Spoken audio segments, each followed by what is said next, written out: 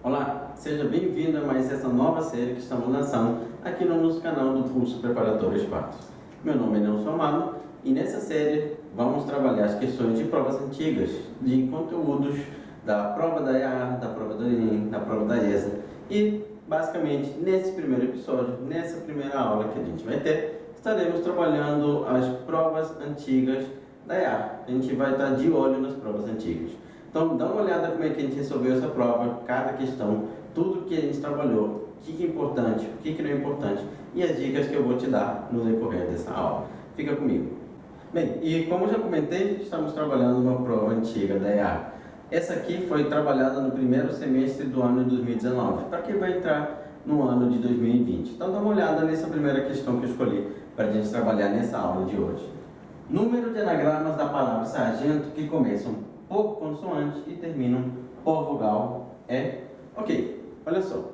Anagrama adora cair nesse concurso. Tá? Na prova da EA, basicamente, uma parte que essa análise combinatória não falta. Tá? Então é importante você conhecer. Quando eu falo em anagramas basicamente o que? É pegar as letras de uma palavra, todas as letras que ela possui, e redistribuir, reorganizar, formar novas palavras. Isso que a gente define como um anagrama. Então, meu objetivo vai ser o quê? Pegar a minha palavra sargento, que foi a palavra que ele me deu, e reorganizar. Porém, ele estabeleceu algumas condições. E sempre que você trabalhar na análise combinatória com condições, o primeiro que você precisa resolver serão essas condições. Qual é a primeira condição que ele impôs? Que comece por consoante. Qual é a segunda condição que ele impôs? Que termine por vogal. Ok, vou colocar aqui as letras da palavra sargento. Primeiro, S-A-R-G-E-N-T e O. Está aqui a minha palavra sargento. Identifica comigo. Quais serão as vogais, quais serão as consoantes? Vogal. Vamos primeiro pensar nas vogais. As vogais da palavra sargento serão a letra a letra E e a letra O. A, E, O. Separei. Já identifiquei essas três letras. As consoantes da palavra sargento serão quem? Vou escrever somente com, não vou escrever consoante por inteiro. Bem, S, R, G, N e T. São 5 consoantes. S, R, G, N e a letra T. Essas são as consoantes da palavra sargento. Perfeito. Eu tenho 3 vogais, 5 consoantes e o total de letras que a minha palavra sargento possui são 8. Então, quando eu trabalho com anagrama, eu vou precisar de 8 espaços. 1, 2, 3, 4, 5, 6, 7, 8 espaços. Qual foi a primeira condição estabelecida pelo enunciado? É que começa por consoante. As consoantes vêm no início. Então, essa primeira letra, ela necessariamente vai ter que ser uma consoante. Ainda eu estabeleci para você que termine por vogal. Aquela última letra aqui, ó, vai precisar ser uma vogal. Então, eu já estabeleci aqui as minhas condições, agora eu vou para a parte numérica. Consoante, tenho 5 opções. 5 opções para a minha primeira letra. Então, 5. Vogal, você tem 3 opções. Lembra que a análise combinatória, o primeiro que você resolve são as condições. Então, 3. Feito isso, as outras letras que ficam no meio, elas podem estar embaralhadas, podem estar desorganizadas na ordem que ele quiser. Ou seja, sobraram 1, 2, 3, 4, 5, 6 letras. Ou seja, 6, 5, 4, 3, 2 e 1. E como é uma regrinha do E, olha só o E aqui aparecendo, tem que acontecer tudo ao mesmo tempo. Na análise combinatória, a regrinha do E é o princípio multiplicativo, então vamos multiplicar tudo. Vezes, vezes, vezes, vezes, vezes e vezes. E aí eu vou encontrar a quantidade de anagramas formados pela palavra sargento, que iniciam por consoante e terminam por vogal. Vamos fazer a conta? 6 vezes 5, vezes 4, vezes 3, vezes 2, vezes 1, vai ser a mesma coisa. Vamos só relembrar que 6 fatorial. Lembra de fatorial? Uma operação importante dentro da análise combinatória. Vezes 3, não é isso? Vezes 5. Ainda não está com nenhuma cara, né? Tem que estar com cara de alguma alternativa. Mas 3 vezes 5 me dá 15. E 5 fatorial é 6 vezes 5 vezes 4 vezes 6. Então, vamos fazer o produto? Aqui eu vou encontrar o quê? 6 vezes 5 me dá 30, 30 vezes 4 vai me dar 120, 120 vezes 3, 360 vezes 2, 720. 15 vezes 720 será o produto. Agora é só fazer o 15 multiplicado por 720. Isso aqui é a mesma coisa que 7.200 somado com 360, que é metade, não é isso? Então, aí eu vou encontrar o quê? Bem, 15 vezes 720 seria 7.200 vezes 10, tá? Somado com 720 vezes 5. Vamos encontrar o quê? Vamos encontrar 7.200 vezes 5, eu pego, multiplico por 10, e aí eu pego somente a metade. Acho que aqui, calma aí, peguei a metade errada, né? Peguei só dividir por 2. Só corrigindo, 720 vezes 5 seria a metade de 7.200, que seria 3.600, tá? Não seria 360. Acabei trocando aqui e faltou um zero. Agora sim, somando os dois, vai me dar o quê? 2 zeros no final, 6 e 2 dá 8 e 7 e 3 dá 10. 10.800 anagramas. Acabei escrevendo 360, peguei só metade, mas na verdade multiplicar por 5 é colocar um zero e dividir por 2. 3.600, 10.800, alternativa correta está na letra C. Essa foi a primeira questão que caiu nessa prova, não me lembro agora qual é o código, mas você vai encontrar na descrição qual é o código para você ir acompanhando direitinho quais são as alternativas corretas para essa questão. Ok, vamos para agora essa questão número 2. Dá uma olhada. Sejam A, B e C números reais positivos com B diferente de 1, se o logaritmo de A na base B vale 1,42, logaritmo de C na base B vale menos 0,46, o valor do log de A ao quadrado B sobre C na base B é. Logaritmo também é um assunto bastante recorrente da sua prova. Então, como é que a gente vai montar? Primeiro, aqui eu tenho dentro, tá? E é um detalhe importante que você pode reparar, que ele já me deu todo mundo na mesma base. Você não precisa aplicar a mudança de base, porque aqui já está na base B, está na base B e está na base B. Então, não vou precisar aplicar a mudança de base. Porém, um outro detalhe que você pode levar em consideração é que sempre que ele te dá o valor do logaritmo, o valor dele, você vai precisar resolver pelas propriedades. No caso, A ao quadrado B, olha só, log de A ao quadrado B dividido por C, isso na base B, vou escrever aqui a base B para não esquecer, vai ser resolvido pelas propriedades de logaritmo. Quais propriedades? 3. Primeiro, logaritmo do produto vira a soma dos logaritmos. Tem algum produto? Tem, vou utilizar ela. Segunda, logaritmo do quociente diminui os logaritmos. Tem o quociente? Tem, também vou utilizar ela. Terceira propriedade, se tem algum expoente, peteleco cai lá para frente. Tem algum expoente? Tem, também vou utilizar essa propriedade. Essas 3 propriedades são fundamentais para você, que vai fazer qualquer prova que tenha logaritmo dentro do seu conteúdo, dentro do seu edital. Então, olha só como é que você vai aplicar.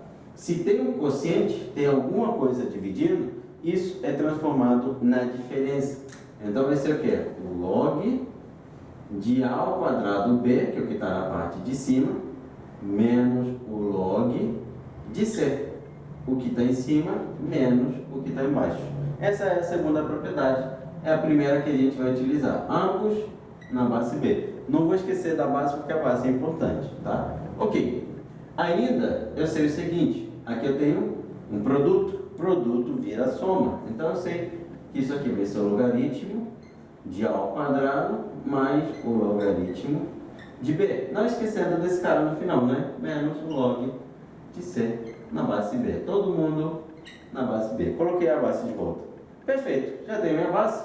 Agora eu vou fazer o quê? Peteleco. Olha aqui. 2 vezes o log de A na base B mais o log de B na base B menos o log de C na base B. Eu só costumo substituir quando não dá para resolver mais nada, ou seja, não dá para utilizar mais nenhuma propriedade, que aí já fica mais simples para mim visualizar o quê?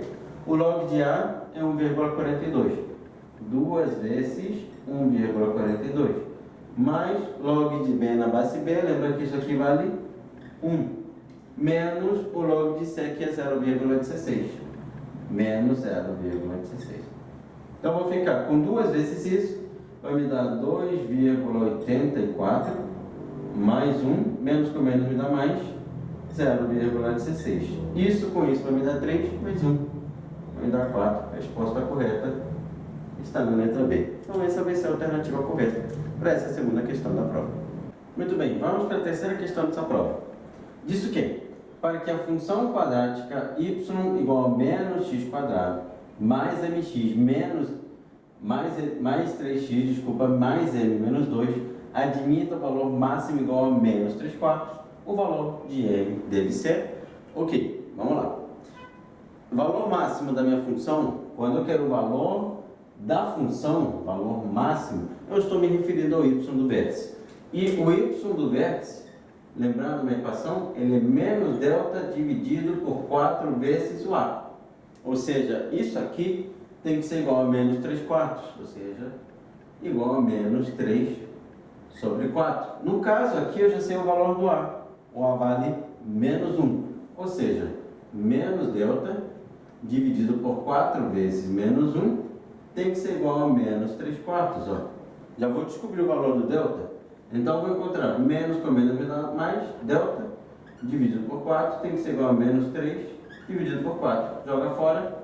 Eu vou, portanto, encontrar que o valor do delta será menos 3. Olha só, que interessante. Pela ideia do valor máximo, eu já cheguei à conclusão de que o valor do delta, do discriminante da minha função quadrática, ele tem que ser menos 3. Beleza, perfeito, eu já sei. Agora, já que eu sei que o delta tem que ser menos 3, eu preciso encontrar o valor do m. E o m é o c. Lembra? Identificando, isso aqui é meu a, isso aqui é meu b, e isso aqui é meu C. Então, já identifiquei. Aqui o objetivo é só a gente resolver as questões, não trabalhar tanto a parte teórica como eu trabalho nos outros projetos que eu vou às provas oficiais e a matemática do zero. Então, a gente só está trabalhando a resolução. Se bater alguma dúvida em relação a alguma coisa que eu falei aqui, tá? Em relação à teoria, volta lá em matemática do zero, que a teoria está bem detalhada, bem explicadinha para você. Então, olha só, o delta, lembrando, ele vai ser o quê? B ao quadrado menos 4ac. Esse é meu delta. Perfeito. E o B é o 3. Então fica o quê? 9. 3 ao quadrado, 9. Menos 4 vezes o A, que é menos 1. Menos 1. Vezes o C. Quem é o C? M menos 2. Isso tudo tem que me dar menos 3. Ó, só igualei. Agora eu vou encontrar o quê? 9. Menos com menos me dá mais 2. Mais 4, que multiplica m menos 2, tem que ser igual a menos 3. Esse 9 vai para diminuindo, ó. E aqui eu faço minha distributiva, 4m menos 8 tem que ser igual a menos 3 menos 9. Tá vendo? Só fui organizar. Esse menos 8 vai para somando, 4m tem que ser igual a menos 12 mais 8, ou seja, 4m tem que ser igual a menos 4. Portanto, o valor numérico do m terá que ser menos 1. Menos 1 se encontra na letra C. Então, essa é a solução correta para essa terceira questão da nossa prova. Ok, questão número 4 agora. A figura representa o logotipo de uma empresa que é formado por 2 triângulos retângulos congruentes e por um losango. Considere as medidas indicadas a seguir e a área do losango é... Beleza, só para a gente poder relembrar. Triângulos, retângulos, congruentes. Como são figuras congruentes, são figuras o quê? Iguais. Então, se aqui mede 3, aqui mede 3, se aqui mede 30, aqui mede 30, acabei esquecendo de colocar que aqui vai valer 90 graus. Então, são figuras iguais. Ainda, esse triângulo é conhecido nisso. 30, 90, ó. 60. 30, 90, 60. Então, daria para descobrir esse ângulo aqui do meu losango. Dá, sim. Sem problema nenhum. Qual vai ser? Esse ângulo aqui é o que falta para chegar a 180, então 60 graus. Como é um losango, lembra que os ângulos opostos são congruentes, então esse aqui vai valer 60 graus. E ainda, os outros dois eu vou saber, eu consigo calcular eles. Porque esse daqui, por ser um losango e por ser um paralelogramo, ele vai ser o suplemento. Então esse aqui só pode ser 120 graus. Porém, o detalhe importante não é esse 120. O detalhe importante que você tem que reparar é que esse losango, fazer ele maior aqui, ó.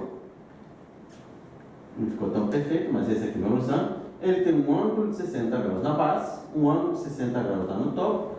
E o que eu conheço de losangos, que é diagonais, são perpendiculares, tá? E ao mesmo tempo são bissetrizes. Então, esse cara aqui, ó, é uma diagonal e é uma bissetriz, divide um ângulo ao meio. Aquele ângulo de 120 graus que eu acabei de marcar, ele foi dividido em 60 para cá, 60 para lá. Então, olha só que interessante. O losango que eu tenho é formado por dois triângulos equiláteros, cuja medida desse losango é 3 centímetros aqui, 3 centímetros aqui. E aí eu posso calcular a área daquele triângulo, sendo a área do triângulo equilátero. A área de um triângulo equilátero vai ser L ao quadrado, raiz de 3 sobre 4. Como eu vou querer dois triângulos equiláteros, então a área do losango vai ser isso vezes 2. E meu lado vem de 3, ou seja, 3 ao quadrado vezes raiz de 3 vezes 2 sobre 4, corta aqui, 9 raiz de 3 sobre 2, que vai me dar 4,5 raiz de 3. E 4,5 raiz de 3 seria a resposta correta, que está na alternativa, letra B. Bem, vamos para a questão número 5. Da equação x ao cubo mais 11x quadrado mais kx mais 36 igual a zero, sabe-se que o produto de duas raízes é 18. Assim, o valor de k é, olha só, o que eu vou saber? O produto das raízes, tá? Ele vai ser o quê? x1 vezes x2 vezes x3, produto das raízes. Ó, peguei a primeira, multipliquei pela segunda, multipliquei pela terceira. E de duas delas, ó, vale 18. Ou seja, aqui 18 vezes x3 é igual a... Qual é o produto das raízes quando eu olho uma equação polinomial do terceiro grau? Vai ser o quê? Vai ser menos o termo independente dividido por a. Então vai ser menos 36. Ou seja, x3 vai valer menos 2. Encontrei uma das minhas raízes. Olha só que bonito. Só que, repara bem, se eu tenho uma das raízes, o que eu vou saber pelo teorema do resto? E ainda pelo teorema de D'Alembert? Eu sei que se o menos 2 é raiz, quando eu substituir aqui, tudo tem que me dar zero. É aquele que satisfaz a equação. Ou seja, tem que zerar. Eu tenho que encontrar o quê? Menos 2 elevado ao cubo, mais 11 vezes o menos 2 elevado ao quadrado, mais k vezes o menos 2, mais o 36 tem que ser igual a zero. Então, já substituí ele por menos 2. Aqui vai me dar menos 8, mais 11 vezes 4, menos 2k, mais 36, tudo igual a zero. O que eu vou encontrar? Menos 8, mais 44, menos 2k, mais 36, tudo igual a zero. Só fui substituindo. Ok. Eu vou encontrar o quê? 36 menos 8 vai me dar quanto? 36 menos 8 me dá 28, não é isso? 28 mais 44 menos 2k tem que ser igual a zero, ou seja, 28 mais 44 vai me dar o quê? 4 e 8 dá 2, levo 1, vai me dar 72, igual a 2k, portanto, o valor do k tem que ser igual a 36 também. Encontrei o k sendo 36, a resposta alternativa correta vai estar na letra D. Muito bem, vamos para a questão número 6 dessa prova. Dá uma olhada. Sejam o ponto C e a reta S de equação x menos y menos 2 igual a zero, representados na figura, o quadrado do raio da circunferência de centro C e tangente à reta S e, beleza.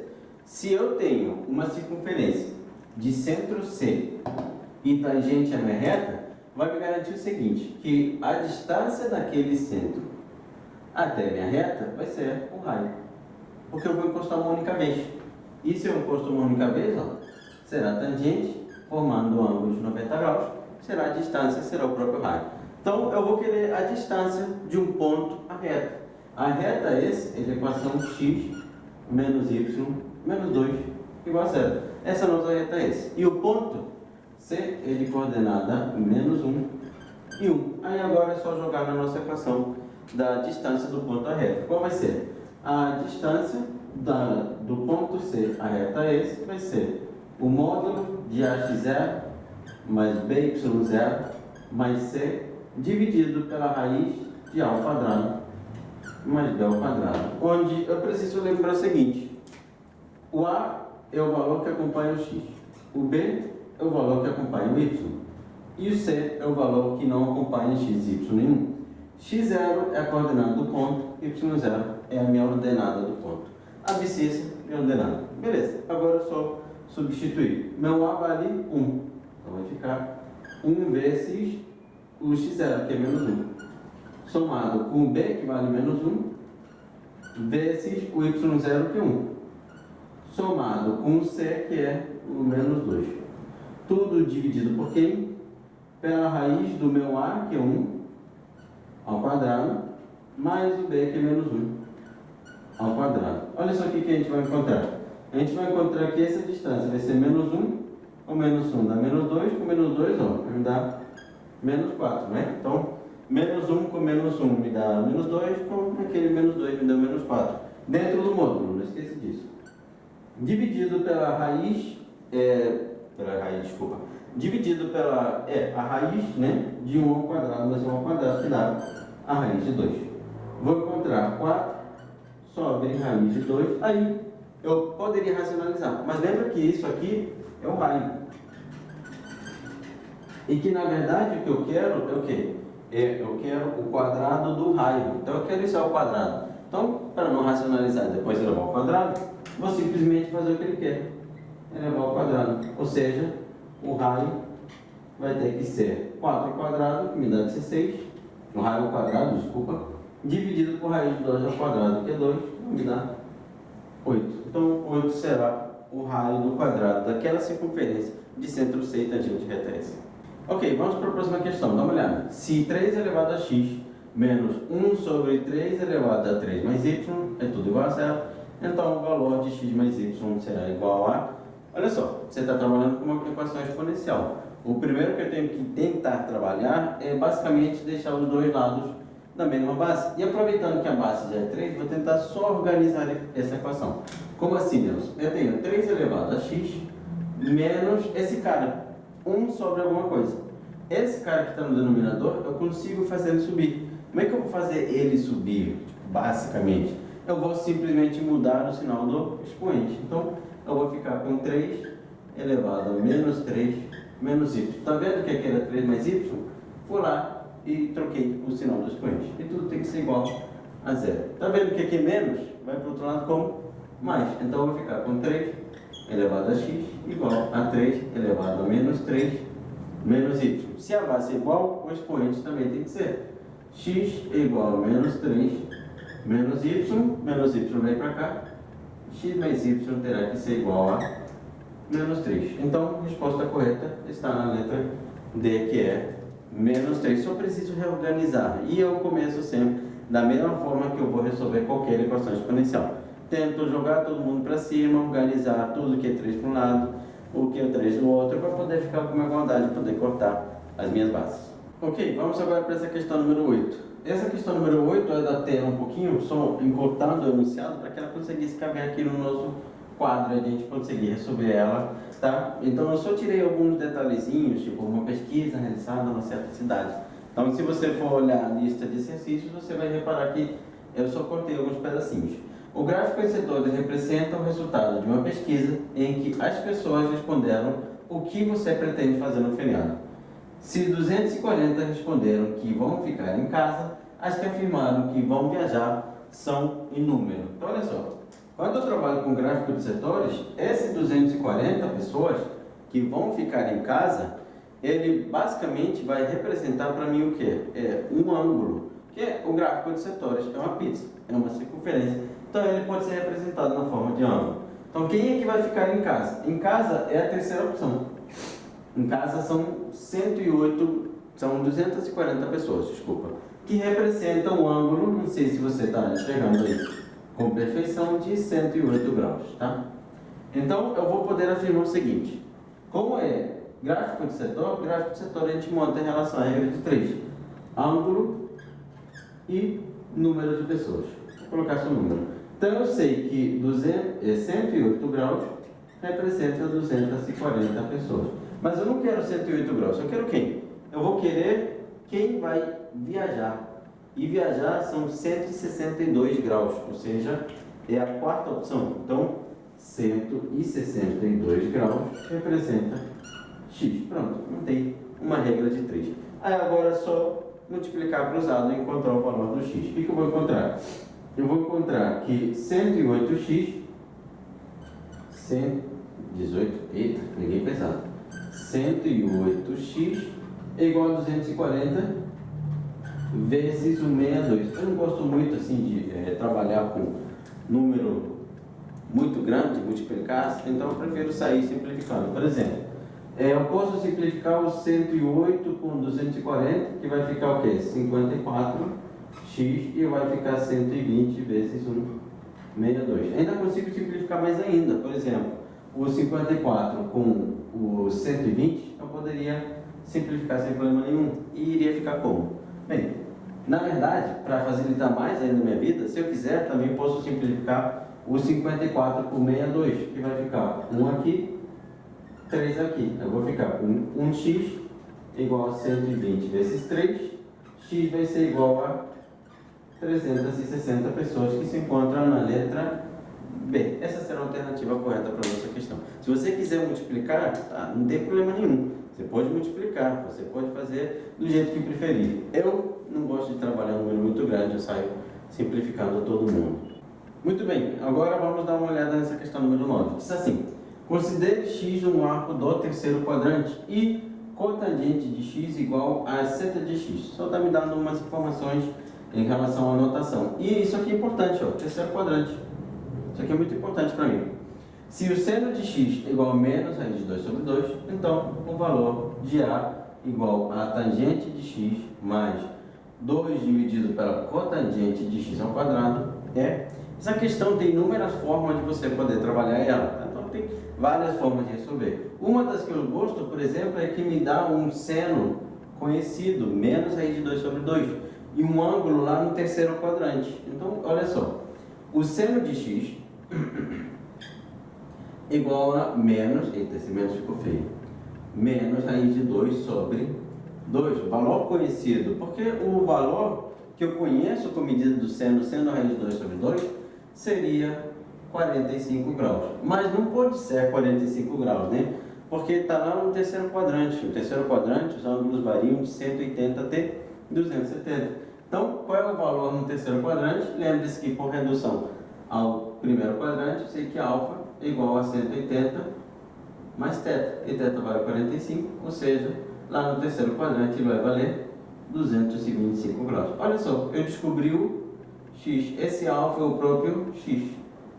Então, o x vale 225 graus. Eu só preciso calcular a tangente de 225, somar com 2 dividido pela cotangente de 225. O que também não é muito difícil, porque a tangente de 225 vai ser a tangente de 45, que é 1.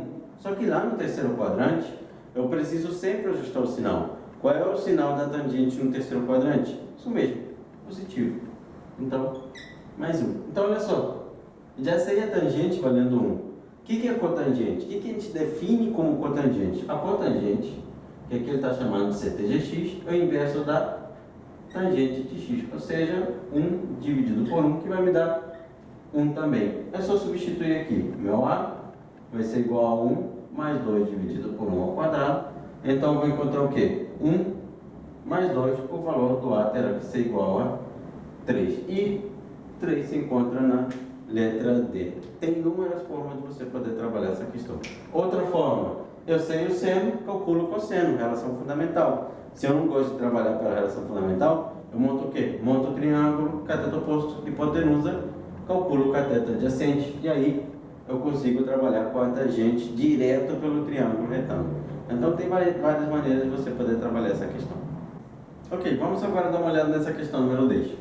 As casas de uma rua foram numeradas em ordem crescente, segundo as regras. Primeiro, os números formam uma PA de ração 5, cujo primeiro termo é o número 1. As casas da direita são sempre ímpares e as da esquerda pares. Assim, Tiago mora na terceira do lado esquerdo. O número da casa dele é... Olha só um detalhe importante. As casas, tá, da direita são sempre ímpares. O Tiago mora na direita? Não, ele mora na esquerda. Ou seja, ele não pode ser nenhum número ímpar. Então, já eliminei duas alternativas. Tá? Segundo, vamos formar uma PA, cujo primeiro termo vai ser o número 1 e a razão vai ser o número 5. Aí agora eu só preciso formar minha PA. Aí é bem simples, porque o primeiro termo é 1, o segundo termo vai ser 1 mais 5, que será 6. Esse número 6, ele vai estar na direita ou na esquerda? Pares na esquerda. Então, encontrei a primeira casa. Ainda, soma 5, 11. Soma 5 de novo, 16. Esse número 16, ele vai estar na direita ou na esquerda? Bem, é a segunda casa da esquerda. O Tiago mora na terceira. Então, olha só. Soma de novo 5, 21. Soma de novo 5, 26. O número da casa do Tiago vai ser o número 26, que é a terceira casa do lado esquerdo. Ele não mora do lado direito, as ímpares estão todos fora. Então, lado direito, lado direito, lado direito, ele só pode morar em casa ímpar. É só construir a PA. Muito bem, vamos para a questão número 11. Dá uma olhada. Na figura, sabe-se que AB vale risinho é o raio do semicírculo de centro O e de diâmetro AC. Se AB é igual a BC, a área rachonada da figura em unidades quadradas é. Informações. Primeiro, OB mede risinho e representa o raio daquele semicírculo. Sei que ficou um pouco feio, mas foi porque ficou preguiça de pegar a régua. AC é o meu diâmetro. Se é meu diâmetro, ele é o dobro do raio. Então, raio aqui e raio aqui também. Bem, a área rachonada é sempre tudo menos aquilo que não me interessa. Tudo vai ser o quê? O semicírculo. Qual é a área de um semicírculo? Vai ser a metade da área de um círculo. Então, a área rachonada vai ser a área do círculo π vezes r ao quadrado dividido por 2. Metade dele, porque não me interessa ele inteiro. E isso eu preciso tirar a área desse triângulo. Olha só esse detalhe. O triângulo que eu tenho, pelas informações do enunciado, é um triângulo equilátero. E quando eu traço a mediana relativa à hipotenusa, ou seja, a mediana relativa a esse lado AC, porque a gente sabe que no triângulo retângulo, no triângulo inscrito, tá? No triângulo inscrito, cujo lado AC é o diâmetro, esse triângulo vai ser retângulo, tá? Quando eu traço esse risinho, ele vai representar a altura do meu triângulo. A mediana, tá? Ele vai representar a altura nesse triângulo inscrito, ainda mais por ele ser isósceles. Então, perfeito. Já que um triângulo isósceles, quando eu traço aquela mediana, representa a altura. Se ele vai representar a altura, é só fazer o que? Base vezes a altura dividido por 2. A base mede 2r. A altura mede r dividido por 2. Olha só. π vezes r ao quadrado sobre 2 menos, corta aqui, r ao quadrado. Olha o r se repetindo. R ao quadrado, abre parênteses, π sobre 2 menos 1. Resposta correta está na letra B. R ao quadrado, π sobre 2 menos 1. É só reorganizar. Lembre-se de área rachonada. É tudo menos aquilo que não me interessa. E chegamos ao final desse primeiro episódio de Olho nas Provas, onde estamos resolvendo a prova da EAR do início do ano de 2019, da CFS 1 2020. Esse é o código que a gente utiliza para essa prova. Para o capítulo não ficar muito extenso, estou dividindo a nossa prova, tá, em duas partes, parte 1 e parte 2. Então, nessa primeira parte, vimos metade da prova. No próximo episódio, você vai ver a outra metade da prova. Se você está se preparando para a EAR, é importante você sempre trabalhar questões de provas antigas, até porque você conhece o modelo da sua prova e sabe como é que ela cobra de você cada conteúdo. Bem, nos vemos no próximo episódio e até breve.